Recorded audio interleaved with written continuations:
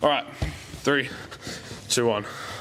Alrighty, guys, welcome back to Aussie Grappling Media. Now, this is a podcast that was recorded a few weeks ago. Is the mic turned on? The mic is turned on. It was recorded a few weeks ago, and then someone corrupted the file, recorded in time lapse. Who did that? My editor. Wow. Who also looks strangely like me. It's like my twin brother. Should have a conversation with him. Yeah, I will. Well, for those who don't know who you are, who are you, sir?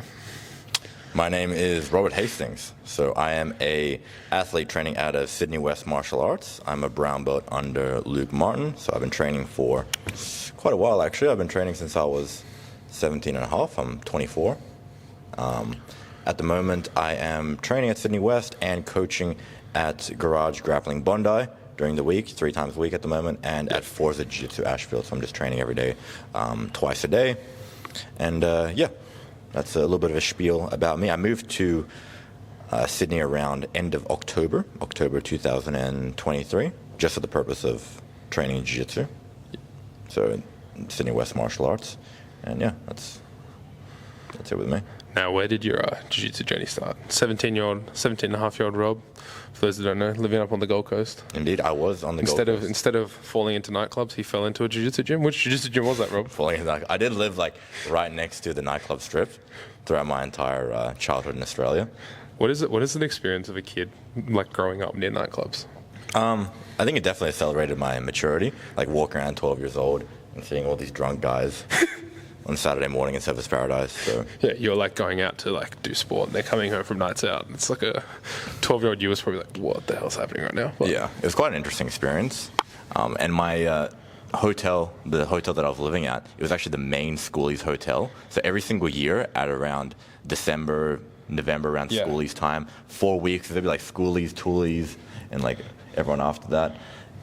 The entire hotel will be absolutely full, and people will take 45 minutes to get up and down the elevator, and there'll be a long queue outside just for all the schoolies to get inside the elevator and get to their rooms, because there's like 40 floors of the hotel.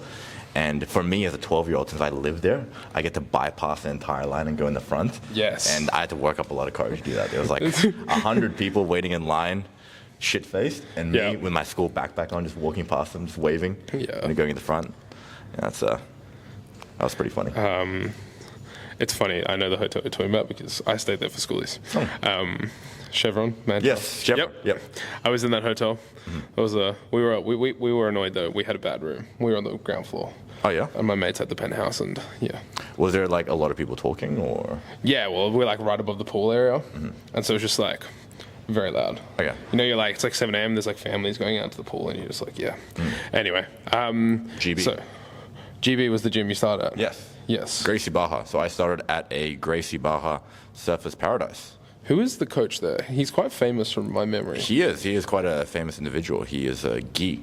There's a lot of gis in jiu-jitsu. For those of you who don't know, he is incredibly jacked.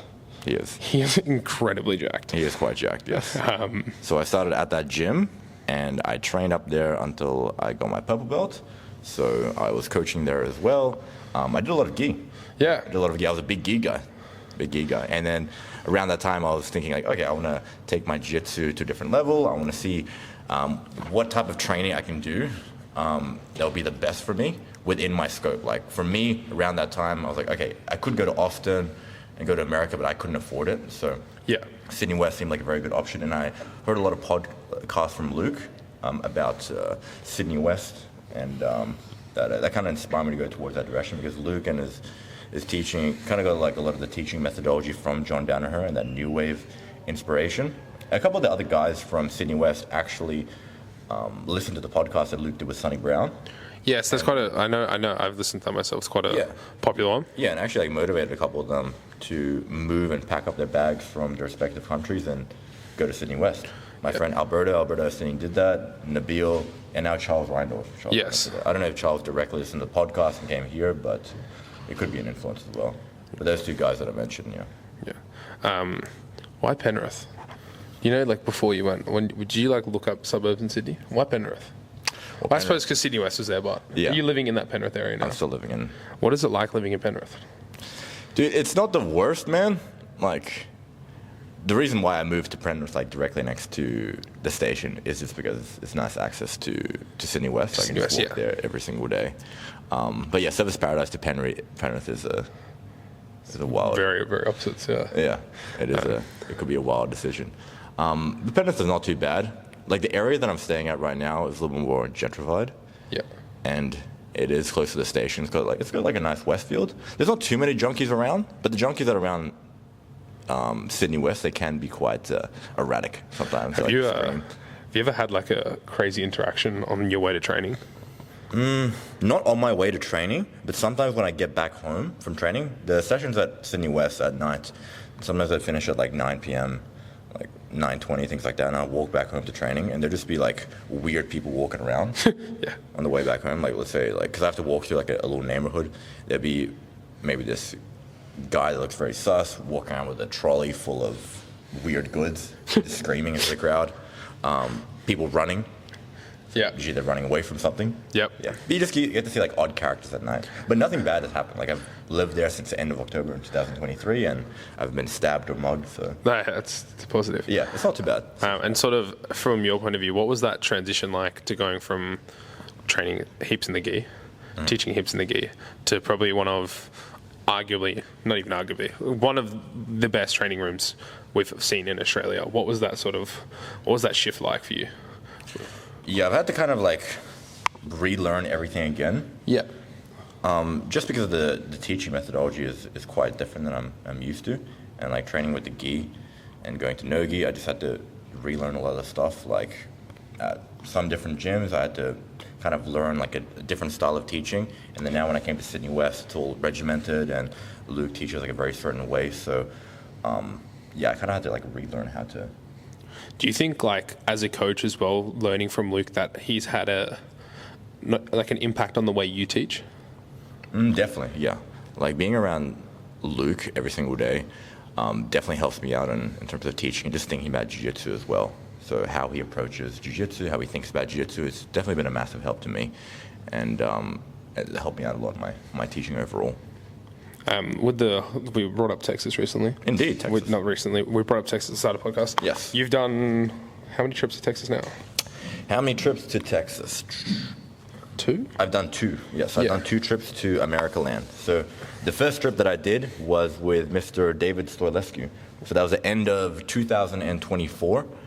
I went with Dave, and it was originally going to be just for a month and a half. And I enjoyed it so much when I was there. I'm like, okay, fuck it, I'm going to extend my trip. And I squeezed the most out of my ESTA visa. Because with the ESTA visa, I'm not sure if you're aware of it, you can only stay in America for around 3 months. Yeah, okay. Yeah, so 3 months max, and you have to get out of the country and then go back in. Yeah. And then maybe you can apply again. So I squeezed the most out of that ESTA visa.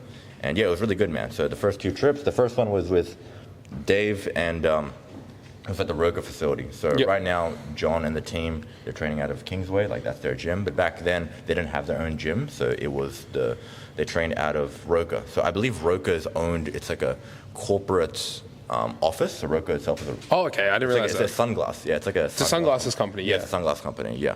And that facility right there is a corporate office, so there's workers coming in and out all the time. Oh, I thought it was just like a big gym area. I didn't realize it was actually. I thought it was just like obviously I know Roca the brand. I thought it was just like a big gym that they had for their employees. I didn't realize it was like a... Yeah, dude, yeah. It's a sunglass company. It's owned, I think it was Tim Kennedy. Yes, it is Tim Kennedy. Yeah. So he loves jiu-jitsu, and then he set up a bunch of mats there. And then they have some type of relationship with John and Gordon Ryan. And then John, after the team split, Thickers, after the team split, they needed a place to train, right? So they went to Roca, and then they've been training there for like 2 or 3 years. And then they opened up the gym, Kingsway. So training at Roca was really good, man. It was it's the highest level training environment that I've ever been in. And it's not just training with John Danaher that's good, but it's like a combination of so many different things. It's like being around those athletes, like the younger guys, Reese Lefevre, Dominic Mejia, Andrew DeGraff, all those guys are going in the same direction. We're kind of all jiu-jitsu degenerates. Yeah. Training every day, twice a day, eating cans of tuna and microwave rice packs with a little bit of taco seasoning on top. Just a little bit, just whatever you can get. Yeah, so we're all going like towards the same direction. And I mean, learning from John, it's fucking amazing, man. Yeah. And I suppose, like, from like my point of view, what is it like? Because obviously America is a massive goal of mine to go over and train over there eventually. Where, Oklahoma?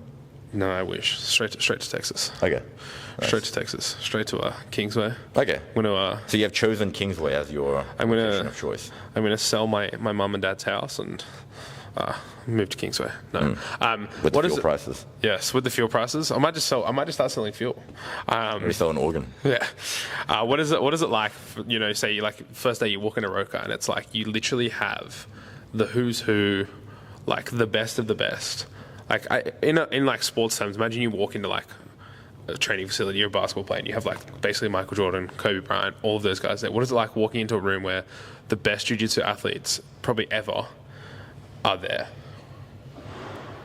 It's pretty damn cool. Yeah. It's pretty damn cool. Yeah. So for the first months when I was there, I was still like, the novelty was there. It's like, oh wow, I'm training with Marigali. Yeah. Gordon wasn't there too much. He was just there watching in time, just because his leg was injured. He had injuries from ADCC, but he was there a fair amount. But yeah, being with Marigali, Badoni, it was pretty inspiring, man. Just being there, because they're all winners. They're the people that have already accomplished like what you want to accomplish. Yeah. So it's kind of they're living your dream, basically. Yeah, so I suppose so. Yeah, and again, there's a combination of things that I can take out of it that's really good, like. John and how he structures his classes, how he teaches his classes, how he delivers, and all the other athletes as well. You can kind of see their patterns, how they think, how they approach jiu-jitsu, and how they look at things. And just being around that environment, you can absorb that. Like, the quote, right? Like I said it before, if you're around 3 lemons, you're going to be the 4th lemon. If you're around I've never heard that, but I like that. The 5th legend. I just made up a lemon. I like that. I think legends is...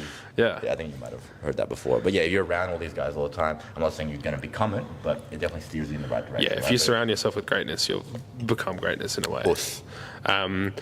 What was there anything, I know this is a question that's popped into my head, in terms of, obviously you picked up a lot jiu-jitsu wise, was there anything you picked up off the mats from those guys that was like, holy shit, okay, not something you'd like thought about? Maybe it's like, okay, my nutrition's not great. Was there something you saw those guys doing and you're like, okay, I need to start doing this, and it wasn't like sort of on the mats related? I think that back then, during that time in 2024, it's just how they think about jiu-jitsu. They think really critically about the sport. They sit down, they dissect the techniques. Even the pro athletes are telling me, like, they try to not waste as much time as possible. Like, instead of walking around, let's say I walk to the bus station to catch my bus somewhere, or I drive somewhere, instead of just listening to music and brain rot, they're just thinking about the sport quite a bit. Like Gary Turner, I think I was having a chat with him, and when he's walking around, he's just thinking of techniques and positions. He's visualizing it. He's thinking about, like, when he's walking to the coffee shop, he's just imagining, let's say you're inside Sinkaki, you're digging the heel, how are they going to respond, how are you going to respond? And I think you get improvements off the mat, right? Because your body, you can only last so long during the day, right? Like, you can do like, you can only train so much. Yeah, exactly. But you can still make mental gains off the mat, right? That's actually true. I've never thought of something like that. Yeah, that's a very good. Yeah, I think a lot of high level athletes do that. I'm beginning to like incorporate that a little bit more. I mean, it's probably made me more autistic, but I know with the conversation we had in the past, you said like you catch a train everywhere. You use that time now to watch instructionals as well. Indeed, I'm a train nomad. Yeah. So I use that time. Oh, I'm not going to sit like this. I use that time to study. So I study a little bit. I've been doing a lot of match footage study. So instead of just like mindlessly watching instructionals are still fantastic, of course. But I've been watching a lot of tape study. So I'm just like watching techniques. Like, let's say Levi playing guard. Ooh, how's he playing guard? Why is he putting his foot there? What's the reason why? And me deconstructing it in my head, I feel like I can make more gains rather than someone just teaching it and me just drilling it in a near mindless way. I wouldn't, like, depends on how you drill it, but I find I get a lot of gain from that. And I use that time on the train to maybe work on some side projects and, like think about the class plan as well. Like what I'm going to teach today, what I'm going to teach next week, what do the students need, all that type of stuff. When you were in Texas, who was not like one of the bigger names? Who was the up-and-comer that you rolled with and you were like, oh my God, this person is so good? So like obviously you have like, if you're like, I rolled Gordon, like, you know that's going to be great. But was there a guy who's in that room that you were like, oh my God, this guy's like at a similar level to me, but he's like ridiculously good? That's a tough question, man. Like, they're all guns. Yeah. They're all guns there. But, I mean, Dorian was quite well known still in 2024. Yeah. But when I first dropped into Roka, I was training with him twice a day, every day from the morning and nights, up until he left for some competition. But he's still quite well known, and he was fucking good, man. Like, he pushed it from the first second to the last second of the round. He looks like, and I watched, obviously, who's number one was yesterday. I feel like rolling with Dorian is like running at a brick wall. and you just keep bouncing back, but you just have to keep going forward. Yeah, it is a war, man. Every single round I have with him, like, like sometimes when you have a round with someone, like, oh, it's going to be a chill round, it's going to be relaxed, like, okay, now this is time to lock in. It's that round where you, like, finish the round, you just, like, sit there and just, like, for 5 minutes, just, like, don't think about anything. It's like, all right, that really took, like, that took a couple years of my life. Dude, I enjoy training with him, man. I did, like, a lot of total rounds with him. Oh, a lot of total rounds, and we've got a lot of good things going from there, and a lot of open rounds. So open rounds, Dorian, it's so, like, he's such a hard guy to actually get an entanglement on, or just making grips. Like, if I'm playing seated, if I make a grip on him, he strips the grip, he cuts all the way towards the other side, and then I have to defend that side, then he cuts towards the other side, and it's so hard to actually make attachment to him. The training with him was really good. Let's see, the young guys, like, in general, like Reese Lefevre, Dominic Mejia, those guys, Andrew DeGraff, yeah, those guys are guns, man. Like, training with them is really good. And they're, like, around the same age, and again, they're more accomplished than me. Like, Dominic Mejia's got silver trials, but yeah, training with those guys it's fucking good. The mic's still recording? Yes, the mic's still recording, yes. So, like, obviously you said silver at trials. Trials is a big one for you this year? Indeed. Yes. 80cc trials in June. Let's see how big those mats are. Back to the Gold Coast. I have it on good authority. Mr. Hanlon. They're going to be good, don't worry. Sir Hanlon. Sir Hanlon, I'm actually a staff at the trials. Oh, are you? Yes. Oh. I will be there for trials. Trials this year, you're doing? I'm doing 99. I know he's joking. I looked at Smooth Comp the other day. Aaron Eagleton is doing minus 88. No comments. But no, I'm not doing 99. I'm doing 77. 77. Yeah, 77. So that's going to be fun. That's a couple months away on the Gold Coast. Back to the Gold Coast. Back to the Gold Coast. It's kind of like it's like one of those. It's like a fairy tale story. He left the Gold Coast. He comes back. He wins trials. I can see it. I can see them making a documentary about this and this clip being used. So hopefully, fingers crossed. Fingers crossed. I want to get a trick applied on someone very good. Trials this year. Are you, like, obviously a big goal of yours? Yes. What would it mean to you? I know this sounds like a dumb question. In my head, it sounds dumb. Okay. What would it mean to you to win trials? Like, is that like? It is definitely one of the goals ticked for my competition goals in general. Yeah. So it's like a nice little accolade that I can get, but it's just like a nice accomplishment that I can get. I haven't really thought much about it. I'm just going out there performing the best I can. So 80C trials is definitely big on the list, but for me, my main goal is actually IBJJF Nogi Worlds this year. Yeah. So trials is a goal of mine to win that, but for me, winning IBJJF Nogi Worlds at brown belt would be pretty cool. Belt, yes, that would be pretty cool. Yeah. What division are you? I will be competing at 79.5. So that's middleweight. Yeah, so you've got quite a few.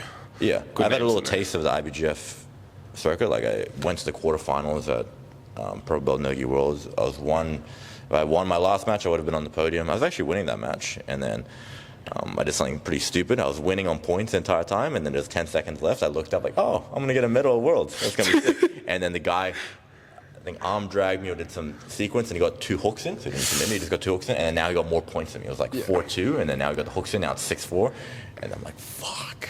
Yeah, so I did not sleep for a couple of nights after that. I'm hoping that's not gonna happen again. No. But yeah, I faced some pretty good guys at Pan Ams last year, brown belt Pan Ams.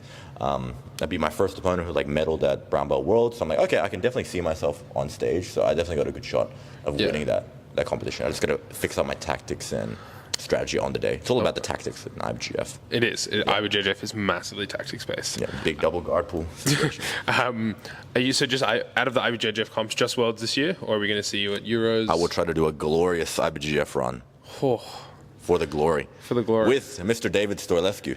Yeah, so if he's still keen on that. And probably a couple other guys from Syden West too. So my goal at the moment is IBJJF Nogi Euros. Yep. So that's around October. Yes, it's always October. It's like near your homeland. Yeah, near my homeland. In the continent. The continent. Yeah. So IBJJF Nogi Euros. I'll try to do Pan Ams. Yeah. So, but I'm near locked in for Nogi Euros, Nogi Worlds, and yeah, those are 2 big comps that I want to win. Are we gonna ever see you attempt the Brasileiros? Dude, in the future, for sure. Yeah. Maybe next year? Yeah. When is that usually on for? Brasileiros I actually don't know. Do they do no gi at Brasileiros? They do. Yeah, they do no gi, right? Yeah. But they do gi and no gi on the same weekend for Brasileiros, I'm pretty sure. I think so. They do it as one big one, yeah. Are you going to do any of those IBJJF comps? Or? Not this year. This year is no IBJJF comps for me. I would love to, but I sort of want to focus on the Australian scene this year. Yeah. There's actually a training partner of yours. We're both fighting for the same title. Angus Charlton Oh. was #1 blue belt last year. You've mentioned him 20 times today. Yeah, I know. I had a match with Angus the other week. And Oh, the #1 blue belt. I've got that certificate. yeah. I've got So that BJJ. currently, I am #1. But Angus is hot on my heels, so I'd love to finish that this year. Finish my time as a blue belt. You know, if you win that, if you get the #1 rank at the end of the year, they will send you a certificate. Yeah, I know. You're aware of this, right? Yeah. Yes. That's the only reason I just want that still. Will that be blown up at GB Pinball? Yeah, I might. We have big windows. I might actually just without permission, I might just put it across the windows. No, but that'd be cool. And then I think trials is a big one for me this year. But I'm going to sit this trials out. And while I'm focusing on the AFBJJ scene, I just signed with Fusion as well. Oh, nice. So I have a match with Fusion on June 12th down in Melbourne. So just picking up what we can get, just winning what we can. Not New South Wales States, but that's fine. Trying to win what I can and just sort of... I witnessed a couple of your matches when I was officiating that event. Yes. In my Brazilian referee attire. Yes, I threw up a buggy choke just in one of my matches. But yeah, what is it like being a ref as well?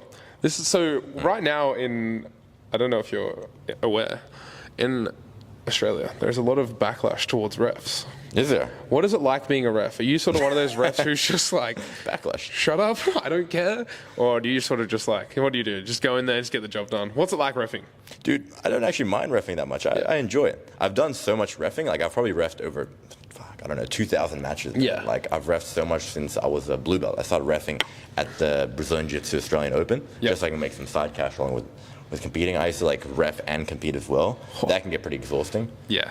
But yeah, I've been reffing, let's see what I've reffed so far. BJJ Australian Open, I've reffed the AFBJ events in Queensland, New South Wales States, Subversion, Stealth Grappling, all those competitions. A lot of grappling industry runs as well. But yeah, I quite enjoy it, man. The days can be pretty long, especially grappling industries. It can be mentally exhausting, but it's nice. You get to kind of see the Sydney scene. I usually at times hang out with friends as well. Yeah. A lot of my friends are there, and I know a lot of the people in the jiu-jitsu community. So when I ref between matches, hey, what's up, man? What's up? Anyway, it's always grappling industry is always you and Axel on the same. It's been good. It's been good. I've worked a table at one of those. It's funny watching you and Axel interact. We have a fun dynamic. You do. I like Axel. Yeah. What do you think of him as a referee? Axel's a good ref. There's quite a funny story. Me and Axel were working, and Axel made a decision. And to be fair to him, is this the reap situation? No, it's not. It's a kid's armbar situation. Okay. And there was a parent who was yelling at Axel, and Axel just came up to me. He's like, "Do you think that was the right decision?" I was like, "Yeah, dude." And he's like, "Okay." And he just walked off. And I was like, "Yeah." So yeah, me and Axel have had some funny moments reffing and working the table. But this comp in particular, I'm talking about, there was a few parents just yelling, and Axel's not one for confrontation. And so he was just kind of stood there and just getting yelled at, and I felt bad for him. And I think at one point I turned to the guy and I was like, "Hey, just leave him alone." He can confront in a certain way. He will just stare at you. Yes, he will. No, my favourite Axel memory, going off topic, talking about Axel. We were at Eternal, and Syden West boys were there. Yeah. And a few of them had a few drinks. And Axel was closing the cage door. Oh, he was working that job. And every time he closed the cage door, we let out the biggest scream. And it was quite funny. Axel shut down, but yeah. Anyway, great Axel story. It was a good moment. Shout out Axel. Shout out Axel. While we're talking about shout outs, what is this product that we have right in front of us that's center stage? Ah, yes. Research. So I have been working with these guys for the past 5 months. So they've got a couple of products in line. It's a skincare product for jiu-jitsu athletes. Now, the idea of this is kind of just helping you restore your skin's barrier. So this product here, Guard, so this is kind of like a spray that you got over here. This is kind of a shower in a bottle. Yeah. So, I don't know if you saw when I finished a session, I applied it vigorously on my body, and your training partner will. Yes. So what the idea of this is if you can't get to your shower in time, let's say if we're training here, you got to shower somewhere else, 40 minutes away, that amount of time, there's fungi, staph, ringworm, all that type of nasty stuff they could develop on your skin. Again, I'm not a scientist, I'm just kind of repeating what you heard. Repeating exactly what's on that. Then you spray this on, and the theory is destroying all the stuff on there so you won't get that infection. Now there's another direct application of it, it's Strike, so it's a gel. So if you have a ringworm or a sus pimple, you can put that on that side, and it will do its best to destroy that particular ailment. And so that's basically it. I'll be working with them throughout the year, making some cute reels. Cute reels. Yeah. Look out for the cute Rob Hastings. Would you like reels. a spray? Yes, here, let's go. On the leg. There we go. There we go, guys. It's all over my legs now. Courtesy spray. Courtesy spray. Yeah. No, I've actually used research a little bit. I've seen it popping up more and more. How did you get involved with research? Ooh. So, my friend, I've got a mate on the Gold Coast, Liam. Yep. Liam Morrow. Liam. Oh, yes, I know Liam. Yep. So he used to run his own gym called Snapdown, but he trains at Rhythm Jiu-Jitsu. He's one of my favorite people on the Gold Coast. I love him, man. He really liked Syden West as well. He was part of Syden West Online. He did privates with Dave and Luke online. So he wanted, because he was coaching quite a bit, so he wanted to do the best for his students. As much as possible, so try to seek out the best training or best coaching in Australia and learn off of that and try to give it back to his students. So at the end of 2023, when I left my old GB, I trained with him for a little bit and we got along really well. We were kind of like on the same autistic wavelengths. I don't want to throw out that name too much, but we were obsessing Matt Danaher, Jason Rao, all that type of stuff. So we were like looking into the same jiu-jitsu athletes, and then we both like acknowledged like Luke, Syden West, all that type of jazz. So I got along with him really well, and I've been hanging out with him, just talking back and forth for the past couple of years. So he's been working with a guy named Brad. He trains at Lemos Jiu-Jitsu in Brisbane, and he has in the past he has a history of owning and operating skincare businesses. Yep. He likes jiu-jitsu and he wanted to get involved. So it's a good combination. Oh yeah, it's definitely something that's needed, especially because he has a background with his skincare. Yeah. So he kind of knows what he's doing, and so Liam started working with Brad, and then Liam recommended him to me, and then that's how we kind of got the ball rolling. Yeah. I won't lie, for the longest time, I thought research was one of your products. And I was like, I was like, you're not the first person, man. I was like, fair play to Rob. Sick. So, talking about, obviously this year, you said you're working with research. What are we going to see? I think we just briefly touched on trials. Yes. What can we see from Rob Hastings by the end of the year? By the end of the year? Well, I'm trying to aim to be a more well-rounded athlete. Yes. Yeah. So at the moment, pretty confident in my guard. I don't want to reveal too much of my things, but I've been working a lot on passing. Passing, okay. I do love me some passing. Outside passing, over-under passing. Oh, yes. Yeah. I've been studying Mr. Chen, the other half Asian man. Yeah. So over-under passing, outside passing, and my wrestling, my standing position, just blending all that together. And that's what's keeping me more interested in the sport, right? Because a lot of people... John Danaher said it best, right? He said boredom kills the training room. So whether that boredom can come into, let's say you're 10th of class and they force you to do 100,000 jumping jacks on repeat, and they're teaching like flower sweeps or whatever, and then you're getting bored out of that in terms of technique, that might kill you and that might burn you out. Or you're just not interested in the stuff that you're learning at the moment. There's like a variety of different things, right? Yeah. So for me, like keeping myself interested, like if I just keep doing trick platters every single day, I'm not gonna like it, even though I'm pretty good at it. They're pretty cool. Yeah, they're pretty cool. Yeah, it's nice at local grappling industries. Yeah. But yeah, whatever's keeping me interested. So right now I'm really obsessed with passing. And the standing position as well, and that I've never really been burnt out of jiu-jitsu because there's always something new that I'm interested in, and I have tunnel vision on that. Yeah, I think David Stoll, one of my teammates, and he's one of my main training partners as well, has that same ideology as well. So right now he's obsessed with a couple of certain things, and that's what keeping that spark. Joseph Chen also thinks like that too. Yeah, that's good. And then obviously before we recorded, the podcast we recorded before was just before your Subversion debut. Indeed, yes. Subversion has happened now. It's come and gone. What was that experience like for you? Dude, it was good.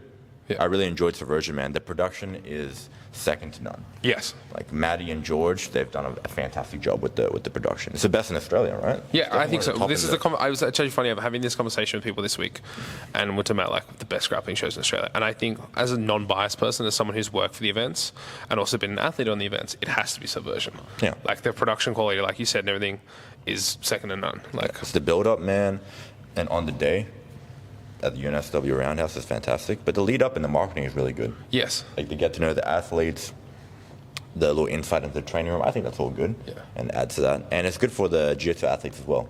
Yeah. I think they're doing really well. In terms of my experience overall, it was good. So I got the victory over Joshua La. So Joshua La is a pretty tough opponent. I've actually fought him a lot of times in the past. I think I mentioned to you before. Yeah. I've had 4 matches with him now, including the Subversion, 4 wins. It's I fought him at white belt and blue belt as well. There's a couple matches in the gi and one in nogi. So he's super tough. He had like a good trials run. He had a tough match with Isaac. Like he put it on Isaac. Isaac eventually beat him. But yeah, he's now facing a lot of top guys in the region.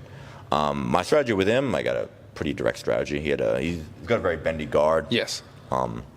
Very good with his leg entanglements. So my strategy was staying on the outside, hip and knee post passing, outside passing, try to get deep in the passing sequences and dropping back for leg locks. So that's a little bit of my strategy that I had against him and seemed to work pretty well. So I avoided the leg entanglement, especially with outside passing. I feel like if you make grips on your training partner, just the C grips. Yeah. I was doing with him a little bit when I was in the knee cut because a lot of times people try to go into that false leg sequence, but if you're controlling the top leg, it's going to be much harder to do that. So I was really controlling his ankles and stopping him from getting his leg entries. Because there's a couple ways I could have approached the match. If I went in there and then did tight passing, like body lock halfway, and try to barrel through and just really focus on passing the entire time.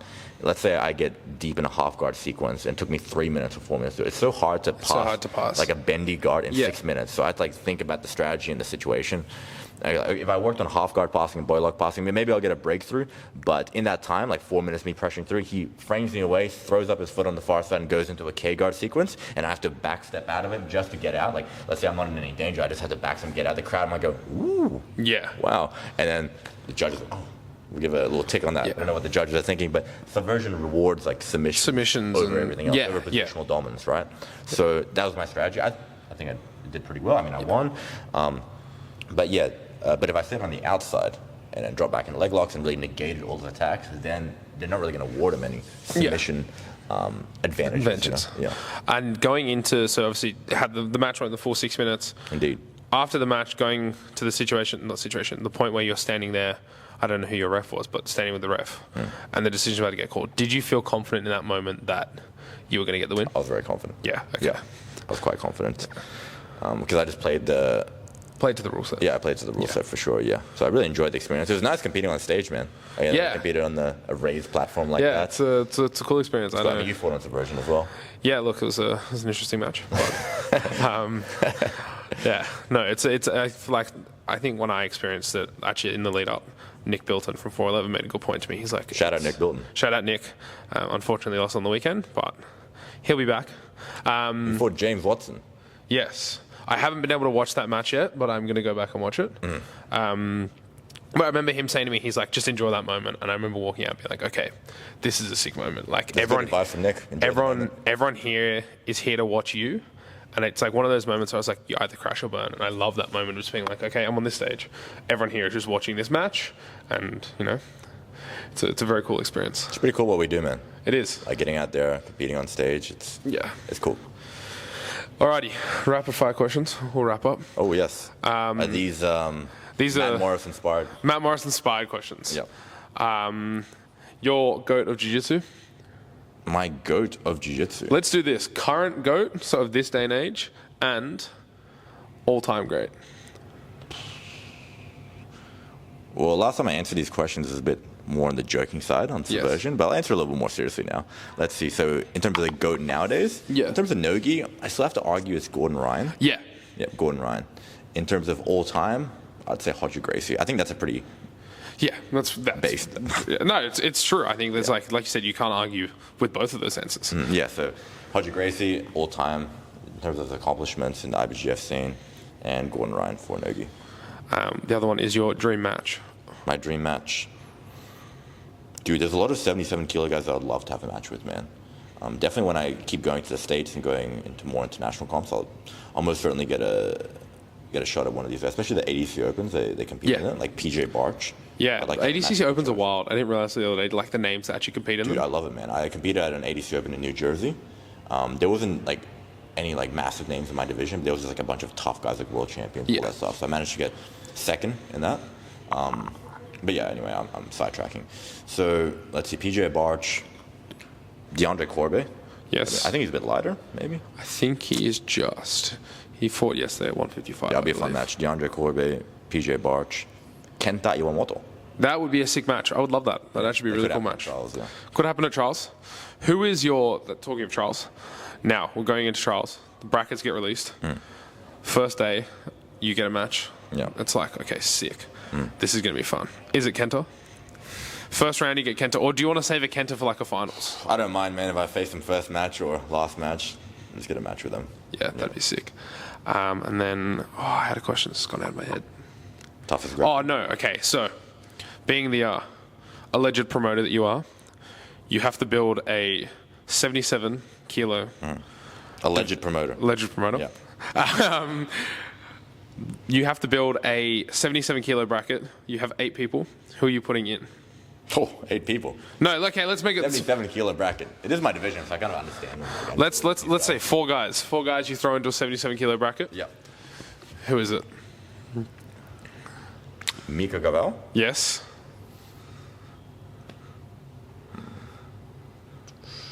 I like PJ, man.